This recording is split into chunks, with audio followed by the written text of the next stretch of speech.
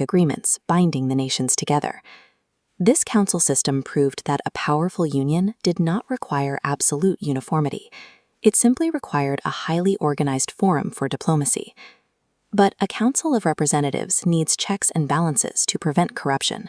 For the Haudenosaunee, those checks relied on a strict matrilineal structure. This diagram shows how identity worked. Clan affiliation and loyalty bypassed fathers completely. It descended entirely and strictly through the mother's family line, creating kinship networks that crossed right over national borders. Because women held this foundational role in the family structure, clan mothers wielded immense political authority. They actively monitored the male sachems on the council. In fact, they held the ultimate constitutional veto. Clan mothers selected the male leaders, and if a chief failed in his responsibilities, the women possessed the power to remove him from office. While European monarchies were largely built on inherited personal dominance, Haudenosaunee leadership was a mandate of public service. A chief answered directly to the women who put him there. This setup guarded against tyranny. The power to dismantle corrupt leadership was built directly into the fabric of the family itself. The success of this government was symbolized by the Great Tree of Pace. Its imagery functioned as a physical political doctrine.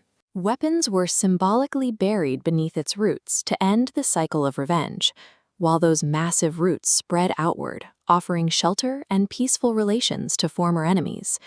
Centuries later, an active historical debate emerged over whether the Haudenosaunee directly inspired Benjamin Franklin and the design of the United States government. This is the preamble of the United States Constitution. While historians argue about the extent of indigenous influence on American founding documents, trying to validate Native history through this connection misses the point. The Haudenosaunee political system demands to be understood on its own terms. It is an enduring, sovereign alliance with an unbroken legacy of self-determination. The Haudenosaunee show that complex, representative government did not arrive in North America on a boat. It was forged in these forests by the people who lived in them generations before the first colonies took root.